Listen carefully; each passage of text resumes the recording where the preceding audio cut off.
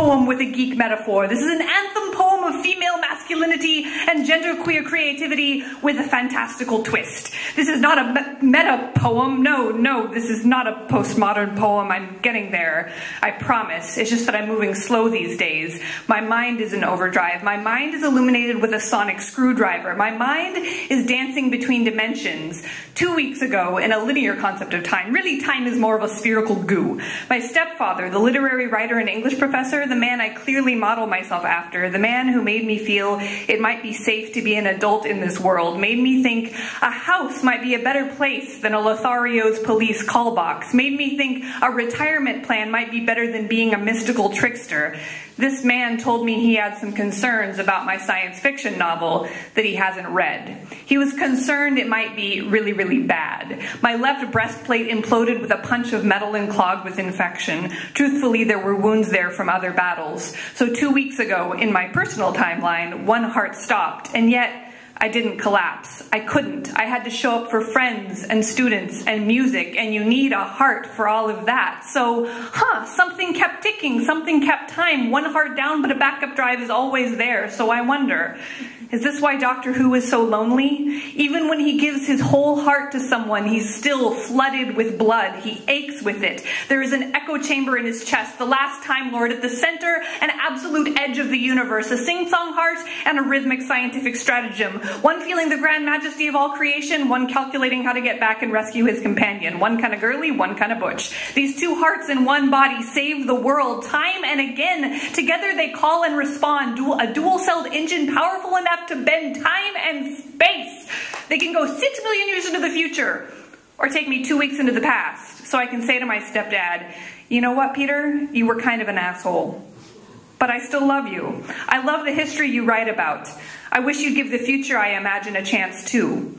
But what about our family's history? When my sister wrote and illustrated a kid's book a few years after you came into our lives and called it Peter Saves the Universe, this was no accident. And in that book, there were two kinds of aliens. Aliens who appeared beautiful on the outside but were a mess on the inside, and aliens who were the clashing opposite. Their epic battle could have ended time itself if it weren't for a kid, a hapless kid in Converse All-Stars. Peter, you are not highbrow. No one who saves universes could manage that position. I was hurt by your words, but I will do my best not to speculate about why you said them.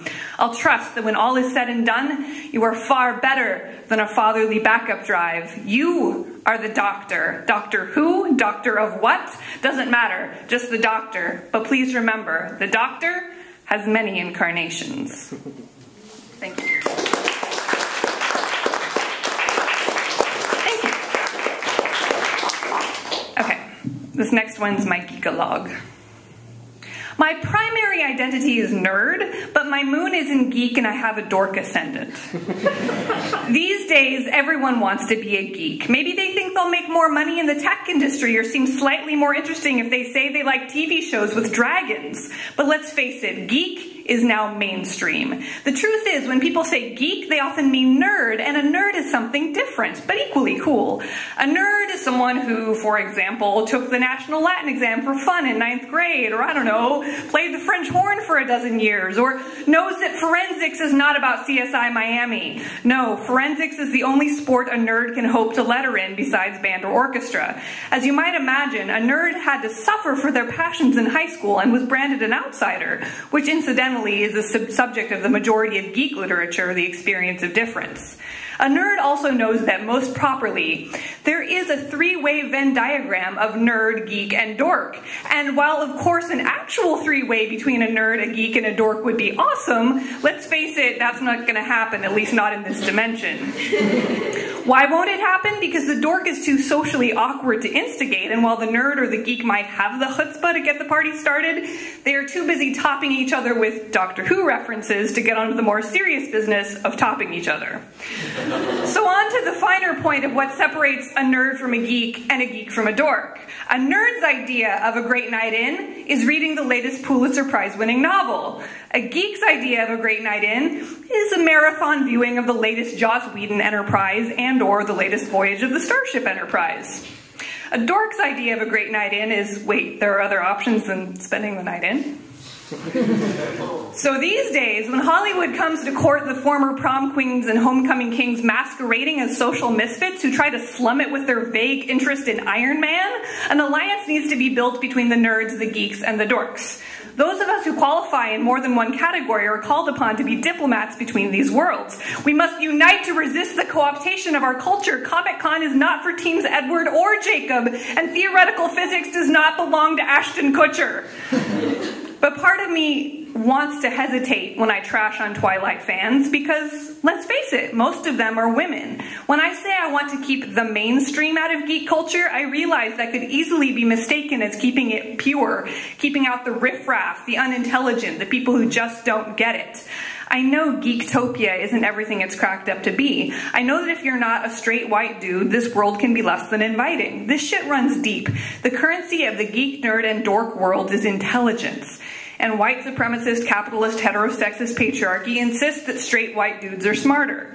It's an ugly, uncool bullshit reality of privilege and oppression. Also, men act and women are acted upon. So in comics, men are the heroes, women are the vast majority of the time, the scantily clad villains.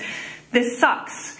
Geek culture, for all its subversive hijinks, rarely escapes these biases completely. Actually, it often reinforces them.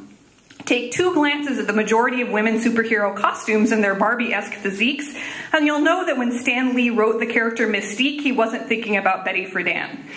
And even though the metaphor of the X-Men's difference is intersectional and can be applied to the struggles for racial equality, one look at Storm can assure you he wasn't thinking about bell hooks either.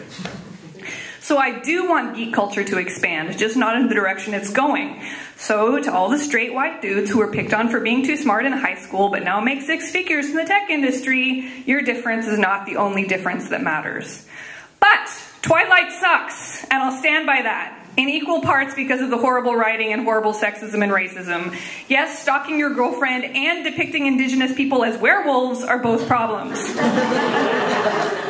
Being a geek is a commitment. You have to worship at the altar of commodity fetishism for a while. You have to waste a good bit of time and money on comic books and cult television. You have to learn some passwords like the TARDIS, it's bigger on the inside. Being a nerd is a commitment. You have to worship at the altar of your academic discipline for a while. You have to waste a good bit of time and money on books and alienate at least a few friends and lovers with your snobbery. You have to learn some passwords like string theory or white supremacist, heterosexist, capitalist patriarchy. And this brings me to my last point. What we can all learn from the red-headed stepchild of the Venn diagram, the one geeks and nerds are afraid to own, the dork. The dork is not afraid to be unpopular. She's embraced it. The dork is not afraid to say things that will piss people off. In high school, that might mean Napoleon Dynamite level social awkwardness, but as an adult, that can mean calling out the sexism, racism, and homophobia of the sacred geek texts and acknowledging that the sciences are still, sadly, the bastion of the straight, the white, and the dude. Calling this stuff out is not comfortable, not cool, and that's better than cool. That's heroic. So no, this isn't the revenge of the nerds. It's the rise of the geek, nerd, dork trifecta.